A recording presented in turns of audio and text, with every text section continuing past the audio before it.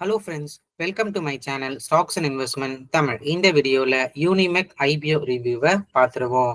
நீங்கள் இந்த சேனலோட முதல் வியூவராக இருந்தீங்கன்னா மறக்காம இந்த சேனலை சப்ஸ்கிரைப் பண்ணி உங்கள் ஆதரவை தெரிவிங்க. ஆல்ரெடி சப்ஸ்கிரைபராக இருந்தீங்கன்னா உங்கள் ஆதரவுக்கு மிக்க நன்றி. டிஸ்க்ளைமர் என்னன்னா, நாங்கள் சிபில் ரிஜிஸ்டர் ஃபினான்ஷியல் அட்வைசர் கிடையாது. நீங்கள் இன்வெஸ்ட்மெண்ட் டிசிஷன் எடுக்கிறதுக்கு முன்னாடி ஒரு சிபில் ரிஜிஸ்டர் ஃபினான்ஷியல் அட்வைசரை மறக்காம கன்சல்ட் பண்ணணும். இங்கே நாங்கள் எங்கள் ஒப்பீனியனை தெரிவிக்கிறோம். எஜுகேஷனல் பர்பஸுக்காக இன்வெஸ்ட்மெண்ட் அட்வைஸா எடுத்துக்க கூடாது. இந்த கம்பெனி 2016 ஸ்டார்ட் பண்ண கம்பெனி. இந்த கம்பெனி வந்து பாத்தீங்கன்னா aero engine and air frame production, அதாவது இந்த பிளேன்ஸ் அந்த மாதிரி இருக்கு பாத்தீங்களா, அதுக்கு தேவையான காம்ப்ளெக்ஸ் டூல்ஸ் தயாரிக்கிற கம்பெனியா இருக்காங்க. அதாவது mechanical assemblies, electro mechanical systems and components தயாரிக்கிற கம்பெனியா இருக்காங்க. மெயினா இந்த கம்பெனியோட பிசினஸ் ஏரோஸ்பேஸ் அண்ட் டிஃபென்ஸ் ரிலேட்டடா வந்து இருக்கு. இந்த கம்பெனியோட பினான்சியல் ஸ்டேட்மெண்ட்ஸ் பார்த்துருவோம். இந்த கம்பெனி 2022 வெறும் 36 கோடி அளவுக்கு தான் ரெவன்யூ பார்த்திருக்காங்க. அது 2023 94 கோடி அளவுக்கு உயர்ந்திருக்கு. 2024 அது 208 கோடியா உயர்ந்திருக்கு. 22 to 23 159% இவங்க ரெவன்யூ growth இருந்திருக்கு.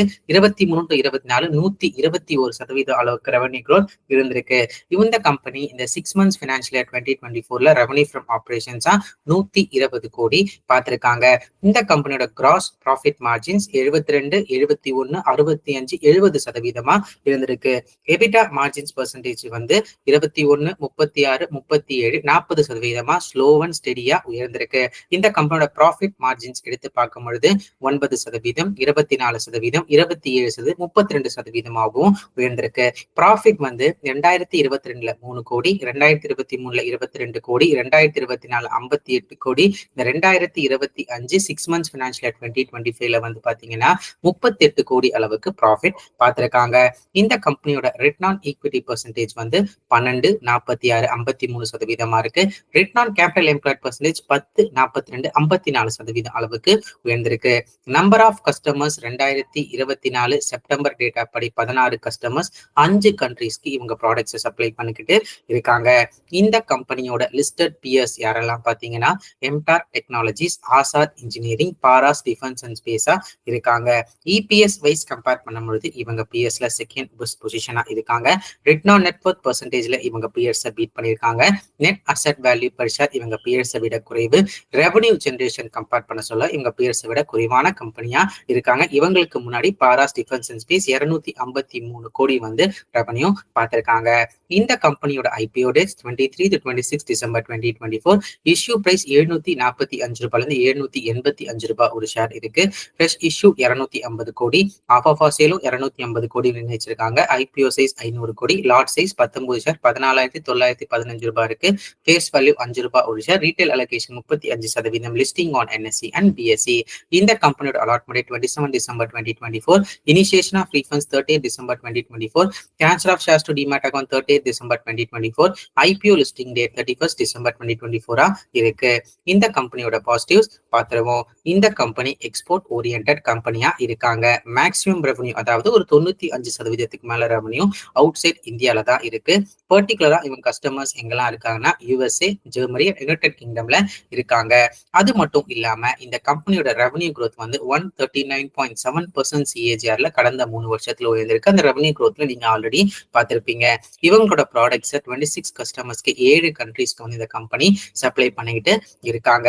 இந்த கம்பெனியோட ரிஸ்க் ஃபேக்டர்ஸ் என்னன்னா, இந்த கம்பெனியோட டாப் 5 கஸ்டமர்ஸ் மட்டுமே 90% ரெவன்யூக்கு கான்ட்ரிபியூட் பண்றாங்க. என்னன்னா 16 கஸ்டமர்ஸ் வந்து இவங்க சொல்லியிருந்தாலுமே, ஆனா டாப் 5 கஸ்டமர்ஸ் வந்து 90% ரெவன்யூ கான்ட்ரிபியூட் பண்றாங்க.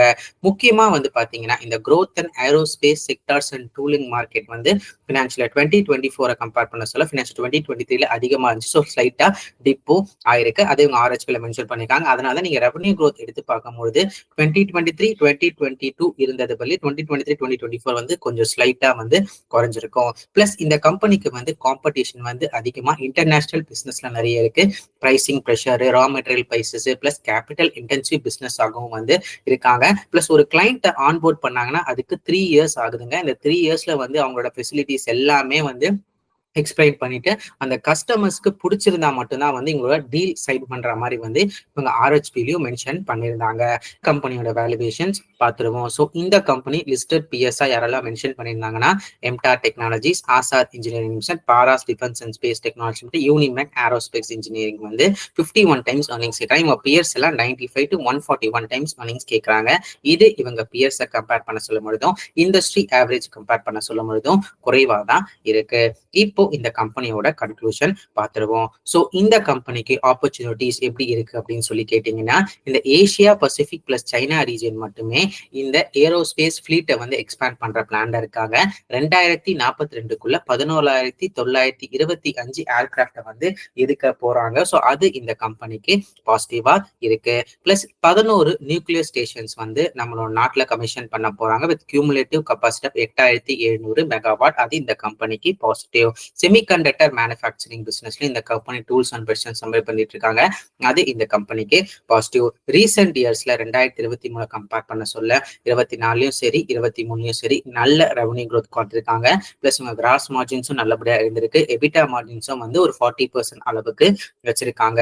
பட் நான் பாக்குற 3 ரிஸ்க் ஃபேக்டர்ஸா என்னன்னு சொல்லி பாத்தீங்கன்னா, 2023 கம்பேர் பண்ண சொல்லுமா 2024ல இந்த ஏரோஸ்பேஸ் வந்து க்ரோத் வந்து டிக்ரீஸ் ஆயிருக்கு. பிளஸ் இந்த கம்பெனி கிட்ட வந்து பாத்தீங்கன்னா செப்டம்பர் 30, 2024 டேட்டா படி வெறும் 80 கோடி அளவுக்கு தான் இவங்க ஆர்டர் புக் வச்சிருக்காங்க. அதுவும் 4 to 16 monthsல வந்து எக்ஸிக்யூட் பண்றதா சொல்லியிருக்காங்க. அதுக்கப்புறம் ஆர்டர்ஸ் என்ன பைப்லைன் சொல்லி எனக்கு இவங்க ஆர்ஹெச்பில மென்ஷன் பண்ணல. அது எனக்கு கொஞ்சம் டவுட்ஃபுல்லா இருக்கு. பிளஸ் நியூ யூஎஸ் கவர்மெண்ட் வராங்க. ஏன்னா மேக்ஸிமம் ரெவன்யூ யூஎஸ்ல இருந்து வருது.